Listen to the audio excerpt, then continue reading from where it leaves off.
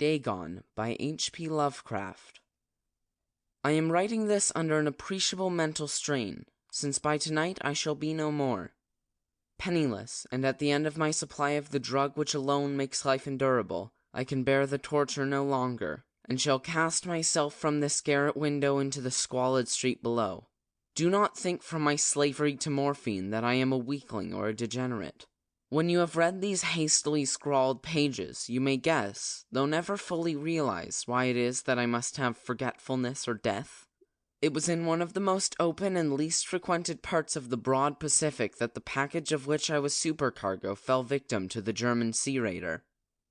The Great War was then at its very beginning, and the ocean forces of the Hun had not completely sunk to their later degradation, so that our vessel was made a legitimate prize, whilst we of the crew were treated with all the fairness and consideration due us as naval prisoners. So liberal, indeed, was the discipline of our captors, that 5 days after we were taken I managed to escape alone in a small boat with water and provisions for a good length of time. When I finally found myself adrift and free, I had but little idea of my surroundings. Never a competent navigator, I could only guess vaguely by the sun and stars that I was somewhat south of the equator. Of the longitude I knew nothing, and no island or coastline was in sight.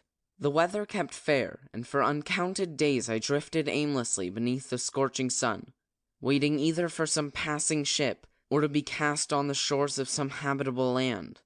But neither ship nor land appeared, and I began to despair in my solitude upon the heaving vastness of unbroken blue.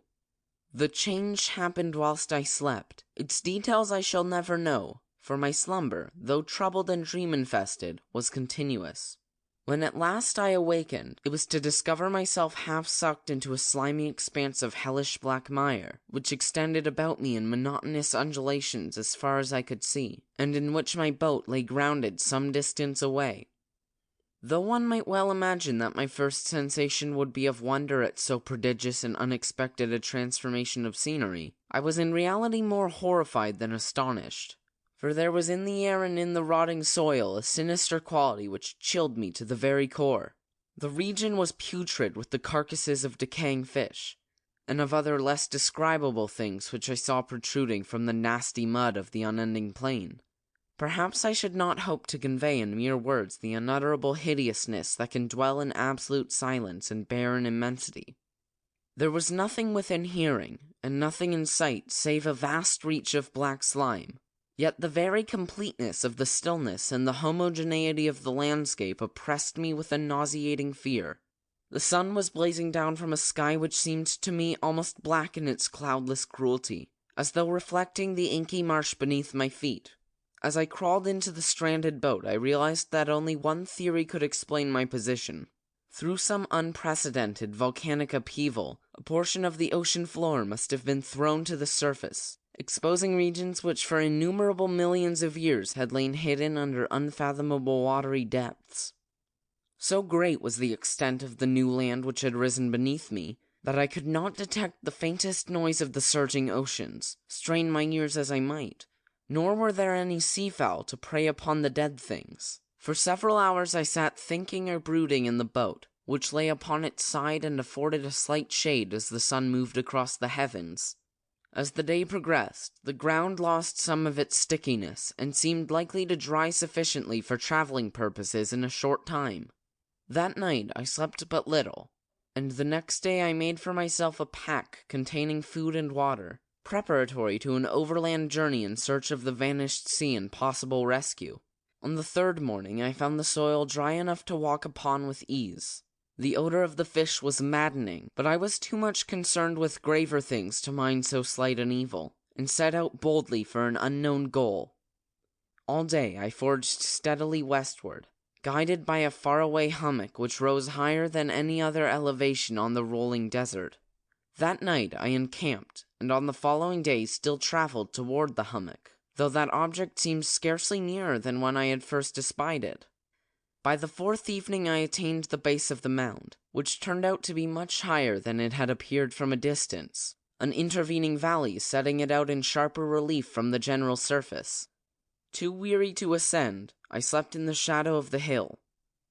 I know not why my dreams were so wild that night, but ere the waning and fantastically gibbous moon had risen far above the eastern plain, I was awake in a cold perspiration, determined to sleep no more. Such visions as I had experienced were too much for me to endure again, and in the glow of the moon I saw how unwise I had been to travel by day. Without the glare of the parching sun, my journey would have cost me less energy. Indeed, I now felt quite able to perform the ascent which had deterred me at sunset. Picking up my pack, I started for the crest of the eminence. I have said that the unbroken monotony of the rolling plain was a source of vague horror to me, but I think my horror was greater when I gained the summit of the mound and looked down the other side into an immeasurable pit or canyon, whose black recesses the moon had not yet soared high enough to illumine. I felt myself on the edge of the world, peering over the rim into a fathomless chaos of eternal night. Through my terror ran curious reminiscences of Paradise Lost, and Satan's hideous climb through the unfashioned realms of darkness. As the moon climbed higher in the sky, I began to see that the slopes of the valley were not quite so perpendicular as I had imagined. Ledges and outcroppings of rock afforded fairly easy footholds for a descent, whilst after a drop of a few hundred feet the declivity became very gradual.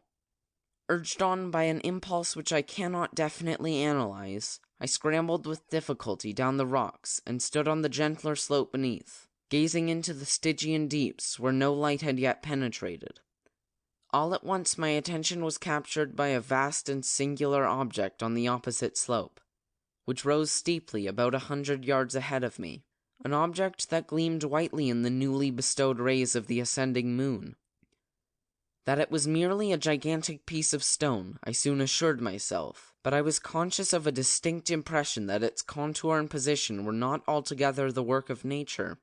A closer scrutiny filled me with sensations I cannot express, for despite its enormous magnitude, and its position in the abyss which had yawned at the bottom of the sea since the world was young, I perceived beyond a doubt that the strange object was a well-shaped monolith, whose massive bulk had known the workmanship and perhaps the worship of living and thinking creatures. Dazed and frightened, yet not without a certain thrill of the scientist's or archaeologist's delight, I examined my surroundings more closely. The moon, now near the zenith, shone weirdly and vividly above the towering steeps that hemmed in the chasm, and revealed the fact that a far-flung body of water flowed at the bottom, winding out of sight in both directions, and almost lapping my feet as I stood on the slope. Across the chasm, the wavelets washed the base of the cyclopean monolith, on whose surface I could now trace both inscriptions and crude sculptures. The writing was in a system of hieroglyphics unknown to me, and unlike anything I had ever seen in books, consisting for the most part of conventionalized aquatic symbols, such as fishes, eels, octopi, crustaceans, mollusks, whales, and the like. Several characters obviously represented marine things which are unknown to the modern world, but whose decomposing forms I had observed on the ocean-risen plain. It was the pictorial carving, however, that did most to hold me spellbound. Plainly visible across the intervening water on account of their enormous size was an array of bas-reliefs whose subject would have excited the envy of a Dor. I think that these things were supposed to depict men, at least, a certain sort of men, though the creatures were shown disporting like fishes in the waters of some marine grotto, or paying homage at some monolithic shrine which appeared to be under the waves as well. Of their faces and forms I dare not speak in detail, for the mere remembrance makes me grow faint. Grotesque beyond the imagination of a Poe or a Bulwer, they were damnably human in general outline, despite webbed hands and feet, shockingly wide and flabby lips, glassy, bulging eyes, and other features less pleasant to recall. Curiously enough, they seemed to have been chiseled badly out of proportion with their scenic background, for one of the creatures was shown in the act of killing a whale represented as but little larger than himself. I remarked, as I say, their grotesqueness and strange size, but in a moment decided that they were merely the imaginary gods of some primitive fishing or seafaring tribe, some tribe whose last descendant had perished eras before the first ancestor of the Piltdown or Neanderthal man was born. Awestruck at this unexpected glimpse into a past beyond the conception of the most daring anthropologist, I stood musing whilst the moon cast queer reflections on the silent channel before me. Then suddenly I saw it. With only a slight churning to mark its rise to the surface, the thing slid into view above the dark waters. Vast, Polyphemus-like and loathsome, it darted like a stupendous monster of nightmares to the monolith, about which it flung its gigantic scaly arms, the while it bowed its hideous head and gave vent to certain measured sounds. I think I went mad then. Of my frantic ascent of the slope and the cliff, and of my delirious journey back to the stranded boat, I remember little. I believe I sang a great deal, and laughed oddly when I was unable to sing. I have indistinct recollections of a great storm some time after I reached the boat. At any rate, I knew that I heard peals of thunder and other tones which nature utters only in her wildest moods. When I came out of the shadows, I was in a San Francisco hospital, brought thither by the captain of the American ship which had picked up my boat mid-ocean. In my delirium I had said much, but found that my words had been given scant attention. Of any land upheaval in the Pacific, my rescuers knew nothing, nor did I deem it necessary to insist upon a thing which I knew they could not believe. Once I sought out a celebrated ethnologist, and amused him with peculiar questions regarding the ancient Philistine legend of Dagon, the fish god. But soon perceiving that he was hopelessly conventional, I did not press my inquiries. It is at night, especially when the moon is gibbous and waning, that I see the thing. I tried morphine, but the drug has given only transient surcease, and has drawn me into its clutches as a hopeless slave. So now I am to end it all, having written a full account for the information or the contemptuous amusement of my fellow men. Often I ask myself if it could not have all been a pure phantasm, a mere freak of fever as I lay sunstricken and raving in the open boat after my escape from the German man-of-war. This I ask myself, but ever does there come before me a hideously vivid vision in reply. I cannot think of the deep sea without shuddering at the nameless things that may at this very moment be crawling and floundering on its slimy bed, worshipping their detestable stone idols, and carving their own detestable likenesses on submarine obelisks of water-soaked granite.